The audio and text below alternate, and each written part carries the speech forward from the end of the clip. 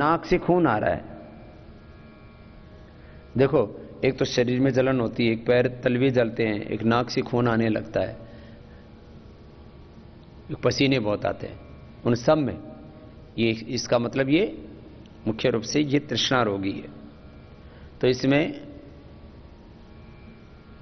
शीशम के पत्ते पीस करके पिला देते हैं, और यदि नाक से खून आता हो तो पीपल के पत्तों का रस नाक में डाल देते हैं। पीपल के पत्तों का रस नाक में डाल देते हैं। कई बार ना इतना किसी किसी को गट्ठड़ गिरने लगते हैं, मैंने देखा है अपनी आंखों से। आधा आधा किलो खून ऐसे ही गिर जाता है, नाक से बह जाता है। और सामान्य रूप से किसी को तो ऐसे पानी की तरह बहता है खून, और किसी किसी को तो फिर उसमें मोटे मोटे गट्ठड़ से निकलने लगते हैं, बहुत बुरी हालत हो जाती है। सहारनपुर में एक गांव है तीतरो, चोरा तीतरो इधर गांव है, तो वहां मैं गया। अब इस समय ये तो ध्यान नहीं औरत थी या कोई आदमी थे, उसको इतना भयंकर नक्सीर ऐसे मोटे मोटे थके वो तुरंत डाला हमने पीपल के पत्तों का रस और शीशम के पत्तों को पिला दिया, 5 मिनट में ठीक। मुझे खुद बचपन में नक्सीर आया करती थी, तो मेरी मां ने मुझे 15 दिन तक रई मारा दही बोलते हैं, अधबिलोया दही, जैसे दही जमा देते हैं, और फिर उसको जब मक्खन निकलने से जो पहले की स्थिति होती है उसको गांव में रई मारा दही बोलते हैं, अधबिलोया दही, माने मक्खन निकलने से पहले ऐसी स्थिति में। तो मां ऐसे बिलोती रहती थी, और घी निकलने से पहले मुझे 1 गिलास पिला दिया करती थी, बड़ा वाला 400-500 ml होता था उसमें। मैंने 15 दिन तक वो दही पिया, उसके बाद आज तक मुझे यही नहीं पता वो नक्सीर क्या थी। 15 दिन पिया था बचपन में ही, 8-10 साल की उम्र होगी जो भी होगी, इतना नक्सीर आती थी। थोड़ी गर्मी होती ही नक्सीर आ जाती थी। पित्त की प्रकृति थी मेरी, फिर बाद में वायु की प्रकृति। अब ये प्रकृति भी बदलती रहती है उम्र के साथ, ये परमानेंट नहीं रहती। पहले मेरी पित्त की प्रकृति थी, फिर बचपन में मुझे घुटनों में दर्द होने लग गया था, बताओ। तो माँ जो है वो कभी जो है एरंड के पत्ते और कुछ ये बांध बूंदा करती थी, फिर बाद में वो वात की प्रकृति खत्म हो गई, फिर वापस अभी पित्त प्रधान प्रकृति है, थोड़ा सा वात का भी असर रहता है। तो ये प्रकृति भी बदलती रहती है। तो मैंने बताया आपको, नक्सीर के लिए शीशम के पत्ते घोट के पी लो, पीपल के पत्तों का रस नाक में डाल लो, और वैसे सामान्य रूप से गर्मी बहुत ज्यादा बढ़ी हुई हो, एक और उपाय बताता हूं। आज से करीब 15 साल पहले की बात है, ऐसे हुआ एक दिन जो है हम शायद पानी पीने में प्रमाद कर ही जाते हैं, ज्यादातर लोग कम पानी पीते हैं, तो हमने पानी नहीं पिया, तो मूत्र में ऐसी जलन होने लगी यूरिन में कि जैसे कहते हैं ना चीख मारे आदमी, ऐसी स्थिति हो गई। अरे मैंने कहा ये क्या हुआ अचानक। तो फिर हमने एक काम किया, ठंडा पानी और उसमें शहद डाल के पी लिया। किसी को भी ये ऐसे मतलब जैसे अचानक हो जाता है, सामान्य आदमी को भी कभी कभी ऐसे यूरिन में जलन होगी, मूत्र में जलन होगी, दाह, मूत्रदाह बोलते हैं उसको रोग की दृष्टि से, मूत्रदाह। तो मूत्रदाह को तो ठंडे पानी में शहद डाल के पी लो। शहद गर्म में डालो तो गर्म करता है, ठंडे में डालो तो ठंडा हो जाता है। योगवाही है, इसको बोला जाता है योगवाही।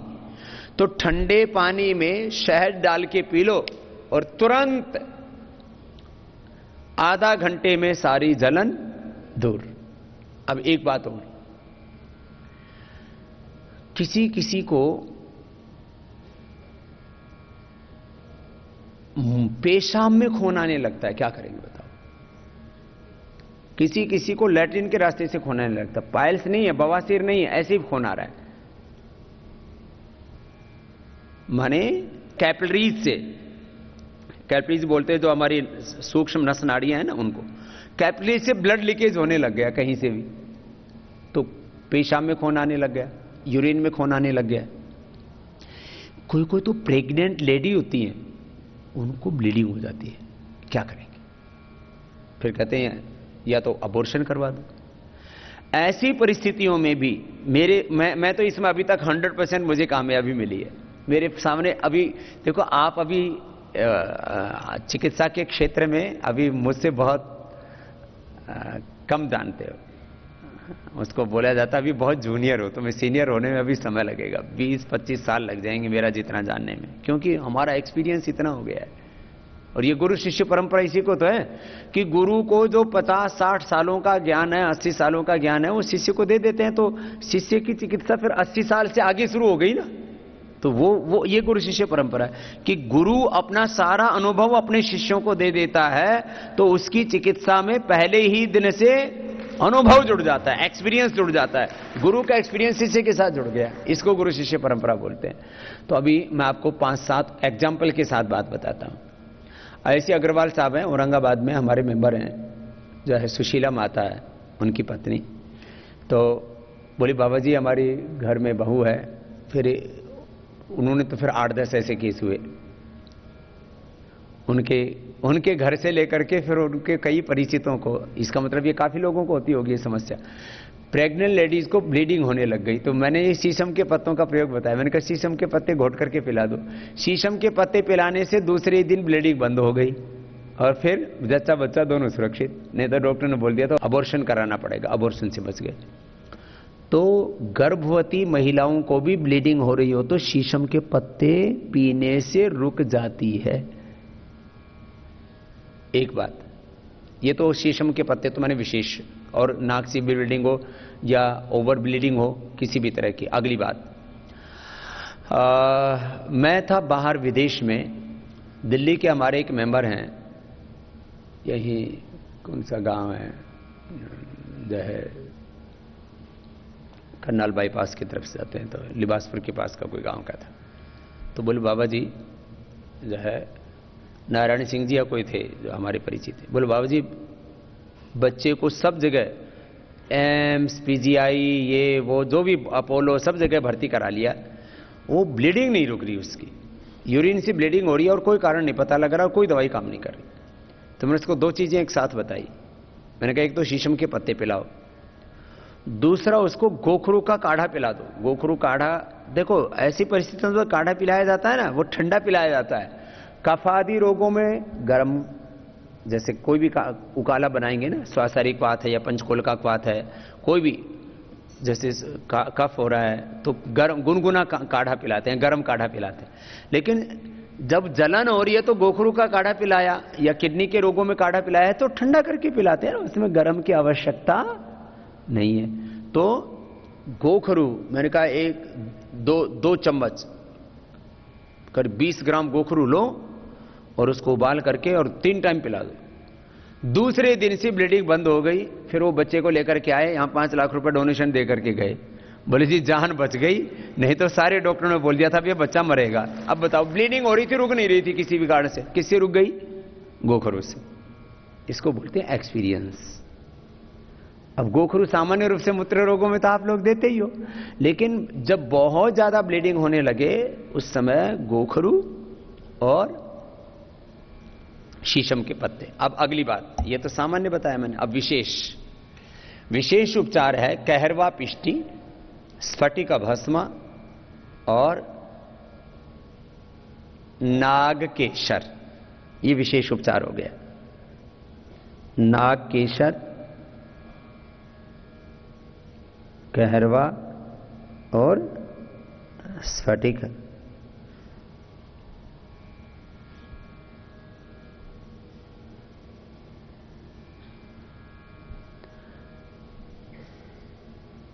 अब जैसे किसी को बहुत गर्मी बढ़ जाती है तो एक आपने सुना होगा गोंद कतीरा, नाम सुना है ना?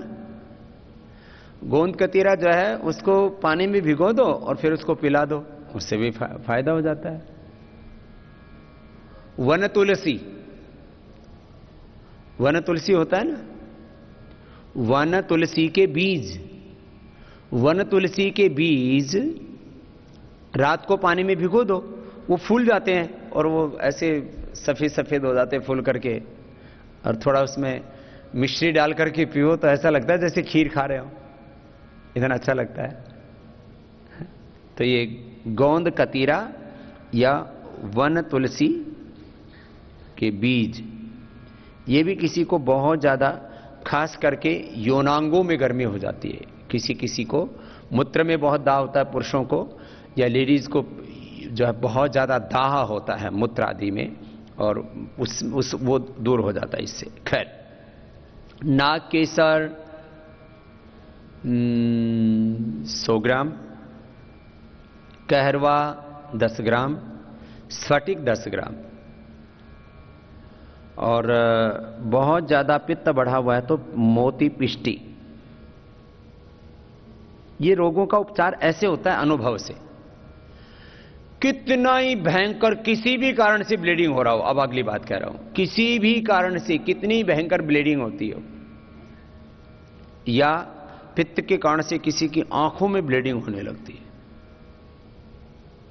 किसी किसी को ओवर ब्लीडिंग, मंथली में बहुत ज्यादा ब्लीडिंग होने लगती है, किसी किसी को ऐसे मैंने कहा यूरिन आदि में से ब्लीडिंग होने लगती है, बहुत ज्यादा जलन होती है, किसी भी कारण से कहीं शरीर में से रक्तस्राव हो रहा हो, तो उसके लिए औषधि बता दी आपको। क्या बताया? नाग केसर 100 ग्राम, स्फटिक भस्म 10 ग्राम, कहरवा पिष्टी,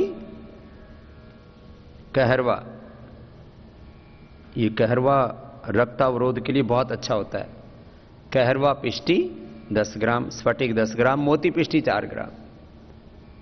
ये ब्लीडिंग के लिए इससे अच्छी और कोई चीज नहीं है, बहुत ही जबरदस्त है। अब जैसे किसी किसी को ये खांसी में खून आता है, उसके लिए नहीं है, वो खांसी में खून तो फिर टीबी के कारण से आ रहा है, वो ब्लीडिंग अलग तरह की है। सब ब्लीडिंग एक जैसी नहीं होती। ये जो मैंने आपको बताया, ये अधिकांश पित्त जनित ब्लीडिंग है, ये पित्त जनित ब्लीडिंग होती है। बवासीर में भी जो ब्लीडिंग होगी उसको भी बंद करेगा यही चीज, लेकिन अब बवासीर के लिए थोड़ी दूसरी होगी। बवासीर के लिए सबसे अच्छा है नागदोन। नागदोन एक हरा पत्ता सा होता है, आपको उसकी डंडी दिखा देंगे, यहां अपने पतंजलि में भी चारों तरफ लगा हुआ है, हर घर में लगभग लोग गमलों में लगा के रखते हैं। नागदोन के पत्ते 3-3 सुबह शाम खिला दो, ब्लीडिंग बंद हो जाती है। अब देखो, आइए बवासीर वाली ब्लीडिंग आपके लिए बता दी, बवासीर की ब्लीडिंग। अब बवासीर की जो ब्लीडिंग है उसमें अब और 2-3 उपाय बता रहा हूं। एक तो नागदोन के पत्ते बता दिए मैंने, एक अतिबला के पत्तों का रस। अतिबला, अतिबला जानते हो ना, जिसमें ऐसे छापा सा लग जाता है, इतना मोटा बीज सा होता है उसका, आपको दिखा देंगे यहीं पर, अपने यहाँ नर्सरी में भी है, पूरे देश में होता है अतिबला। उसको बच्चे जो है ना ऐसे खेल करते हुए ऐसे स्याही लेकर के ऐसे लगा देते हैं, तो उसमें फूल सा होता है, बहुत अच्छा सुंदर सा उसका, और ठप्पा सा लग जाता है। अतिबला के पत्तों का रस पीने से कितनी भयंकर कब्ज हो और कितनी भयंकर बवासीर हो, मस्से से मोटे मोटे पीस, एकदम लैट्रिन रुक जाती है, मस्से मोटे मोटे हो जाते हैं, बहुत बुरी हालत हो जाती है, मैं ये दिखा दूंगा आपको। अतिबला कॉन्स्टिपेशन का परमानेंट इलाज है और बवासीर का परमानेंट इलाज है। आज इतने करोड़ों लोगों को बवासीर है, बहुत लोगों को बवासीर है, पायल्स, फिशर और फिस्टुला तक हो गया है लोगों को। तो ये अतिबला तो पूरे हिंदुस्तान में होता है। ये सारी चीजें कोई हम ही उपलब्ध कराएं पैकिंग में, ऐसा नहीं हो सकता। तो उनको बोलो भाई ये तो सब जगह मिलता है, इतने से पत्ते ले लो और उसको कूट करके और पानी में मिला के शरबत बना के पिला दो, 3 दिन के अंदर बवासीर ठीक हो जाती है। और कितना ही भयंकर कॉन्स्टिपेशन हो, उसके पत्ते खा लो, कॉन्स्टिपेशन परमानेंट इलाज, माने आंतों को शक्ति मिल जाती है और इतनी स्निग्धता आ जाती है, आंतों का रूखापन उससे दूर हो जाता है और कब्ज का स्थायी इलाज हो जाता है। यूँ तो कॉन्स्टिपेशन के लिए पपीता खिलाते हैं, सेव खिलाते हैं, हरी सब्जियां खिलाते हैं, व्हीट ग्रास पिलाते हैं, एलोवेरा पिलाते हैं, आंवला पिलाते हैं, आंतों को जो है वो देने के लिए, स्निग्धता देने के लिए सौंफ पिलाते हैं, मुलट्ठी पिलाते हैं, ये सारी चीजें करते हैं। बहुत सी, मैंने कहा ना, एक वैद्य को एक बीमारी के लिए 10-20 औषधियों का पता होना चाहिए, वो रोगी को देख करके उसका उपचार बताता है। फिर अभी मैं पेट के लिए साथ साथ में बवासीर के लिए बता रहा था, नागदोन और अतिबला। अतिबला ये बवासीर के लिए भी बहुत अच्छी औषधि है। पेट के लिए आपको याद होगा, जब हमने आज से करीब 15-16 साल पहले जब आस्था और संस्कार पर 20 मिनट का प्रोग्राम दिया करते थे, तब भी इसके बारे में बताया करते थे। अभी हमारी एक बेटी है गुजरात से, हितल नाम है उसका, तो उसकी माँ को इतना भयंकर हो गया इसका अटैक होता है ये भी कभी कभी, ये पित्त से होता है, ये आपको बताता हूं। ज्यादातर पित्तज जो है बवासीर होती है, किसी किसी को वातज भी होती है, कफज। पित्तज सबसे ज्यादा होती है, पित्त से ही सबसे ज्यादा बवासीर होती है। दूसरा थोड़ा सा कारण कफज होता है, लेकिन पित्त सब जगह होगा। पित्त मिश्रित कफ या पित्त मिश्रित वात होगा, लेकिन पित्त तो जरूर होगा, पित्त की वृद्धि जरूर होगी बवासीर वालों को। इसलिए कहते हैं ना, कोई गर्म चीज खाई होगी तो बवासीर होगी, ये सामान्य आदमी भी जानता है। तो पित्त उसमें बड़ा कारण है। तो उसने बोला स्वामी जी बहुत ज्यादा हो गया, माँ को तकलीफ। और बोले ये कौन सा फोटो खींच के लाई, ये कौन सा पौधा है? किसी ने ऐसा बोला कि ये पत्ते पिलाओ। और आचार्य जी भी हमेशा बताते हैं, हमने भी अनेक बार बताया, अति बला जो है, बोले 3 दिन पिया नहीं तो एकदम लैट्रिन रूटीन बंद हो जाती है और भयंकर मस्से हो जाते हैं, मोटे मोटे, इतना असह्य पीड़ा होती है, 1 मिनट आदमी बैठ नहीं सकता चैन से, इतना भयंकर दर्द होता है बवासीर के मस्सों में। 3 दिन में ठीक। तो ये जो है आपको बवासीर के बारे में मैं बता रहा था। अति बला, नागदोन। अब बला जो है वो बल भी देता है, जैसे बाल रोगों में और कमजोरी में, धातु रोगों में भी बला का प्रयोग होता है। बला बोलते हैं खरेटी, बला और अति बला। बला जो है वो बल देने वाली है, खरेटी बोलते हैं इसको। तो वो सामान्य रूप से धातु रोगों में प्रयोग की जाती है, बच्चों को अंदर कमजोरी, सूखिया रोग होता है ना, उसमें प्रयोग की जाती है, खैर वो अलग विषय है। तो नागदौन। दूसरा बवासीर के लिए ठंडे दूध में 1 कप ठंडा दूध लिया, गाय का, या तो ऐसे धारोषण दूध ले लिया, अभी जैसे दूध निकाला और वो ठंडा ही होता है, तो या तो ताजा निकला हुआ दूध, या तो फिर ताजा तो दूध सबको मिल नहीं पाएगा। अब ज्यादातर लोग शहरों में रहते हैं, गांव में जो लोग रहते हैं उनको तो मिल जाएगा। या तो धारोषण दूध उसको बोलते हैं, स्तन से निकला और वो उस समय तो थोड़ा सा गर्म होता है, थोड़ी देर में 2-3 मिनट में ठंडा हो जाता है वो। या तो ताजा निकला हुआ दूध, या गर्म करके फिर ठंडा कर लो उसको। ठंडा करने का सबसे, फ्रीज में कोई चीज ठंडी नहीं करनी चाहिए। तो दूध ठंडा करना हो तो सबसे अच्छा तरीका क्या है?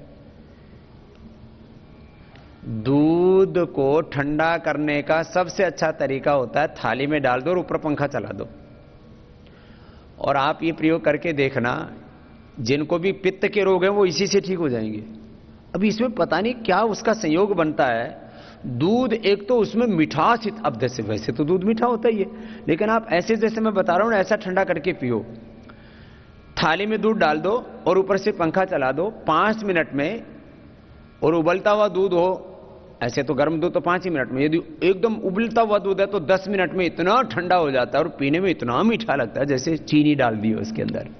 अब जो भी उसमें ऑक्सीजन का क्या संयोग बनता है उसका रिसर्च तो हमने किया नहीं है, लेकिन इतना ठंडा, इतना मीठा और इतना पित्त शामक हो जाता है वो थाली में ठंडा किया हुआ दूध।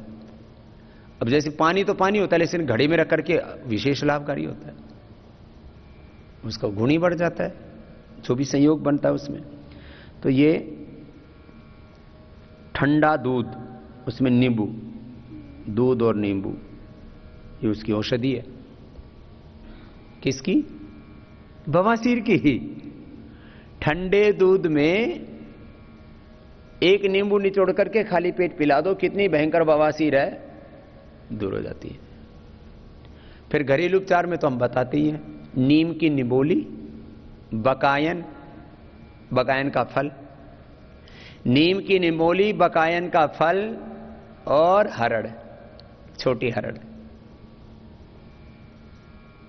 वैसे एक और हरड़ होती है मुष्टि हरड़, बहुत महंगी बिकती है, 300-300, 400 रुपए किलो बिकती है। मुष्टि हरड़ होती है, ये मुट्ठी में आ जाए इतनी मोटी।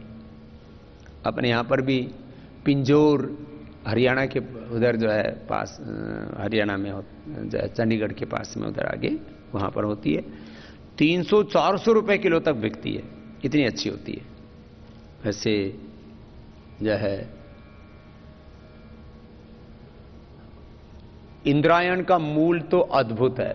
इंद्रायण का मूल यदि थोड़ा सा भी प्रयोग कर लिया जाए ना, ज्यादा प्रयोग करने पर तो हानिकारक होता है। इंद्रायण का फल सामान्य रूप से सभी उदर रोगों में और बवासीर आदि में, और इंद्रायण का मूल तो रत्ती भर भी ले लिया जाए ना तो भी बवासीर को ठीक कर देता है। खैर, तो घरेलू उपचार में बकायन 100 ग्राम, नीम की निमोली 100 ग्राम, हरड़ 100 ग्राम और इंद्रायण का फल ले लो, गरमुंडा बोलते हैं उसको, इंद्रायण फल, वो 100 ग्राम मिला दो।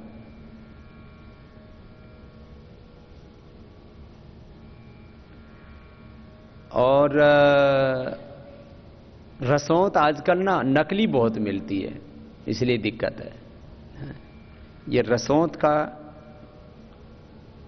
रसौंत नकली, क्योंकि एलोवेरा से तैयार होती है रसौंत, तो इसलिए रसौंत ना भी मिले तो कोई बात नहीं। रसौंत तो असली मिलना बहुत बड़ा प्रश्न है। रसौंत असली नहीं मिलती है आजकल, यवक्षार असली नहीं मिलता है, गिलोय सत असली नहीं मिलता है, मीन्स कम मिलता है, उसमें मिलावट करते हैं लोग। शिलाजीत में मिलावट करते हैं लोग, केसर में मिलावट करते हैं, शहद में मिलावट करते हैं। ये मिलावट के सबसे बड़े स्रोत हैं, इसलिए इनको अच्छा लेना बड़ा मुश्किल है। तो खैर, ये घरेलू उपचार मैंने आपको बवासीर के लिए बता दिया, जो है निमोली आदि ये उपाय। अब कोई भी ब्लीडिंग होती है उसके लिए एक बहुत अच्छा उपाय है, ये जो नारियल की दाढ़ी होती है ना, नारियल, एक तो खोपरा होता है उसके अंदर गिरी नारियल की अंदर से, नारियल का जो ऊपर का छिलका होता है उसकी राख बना लो, नारियल के छिलके को फूंक लो और उसका 1-2 ग्राम जो उसकी राख है वो पानी या छाछ के साथ देने से बवासीर ठीक हो जाती है। और ओवर ब्लीडिंग, लेडीज को भी किसी भी तरह से मंथली आदि में बहुत ज्यादा ब्लीडिंग होती हो तो वो ठीक हो जाती है। ये हमारे अपने अनुभव भी आपको बता दिए, और ये औषधि है। त्रिशासी से जुड़े हुए जो विकार हैं, बहुत ज्यादा पित्त बढ़ जाता है, बहुत ज्यादा गर्मी बढ़ जाती है तो ब्लीडिंग, फिर जो है उसमें बवासीर और ये सब। वैसे अर्शकल्पवटी अपने यहाँ से देते ही हैं, जो है अपनी औषधीय दिव्य फार्मेसी की अर्शकल्पवटी। अर्शकल्पवटी बहुत ही अच्छी है, उसमें सारे गुण हैं। 2-2 गोली सुबह शाम खिला देते हैं। 99% लोगों की तो बवासीर उसी से दूर हो जाती है। अर्शकल्प बहुत अच्छी औषधि है अर्शकल्प, ये बहुत अद्भुत औषधि है। अब इसमें 2-3 बातें और बता देते हैं। किसी किसी के तलवों में बहुत जलन होती है, तो उसमें जैसे सामान्य रूप से तो सबको पता ही है, लौकी सब रगड़ते हैं, लौकी रगड़ते हैं, उससे भी तलवों की जलन दूर होती है। और नारियल का तेल लगाते हैं, उससे भी तलवों की जलन दूर होती है।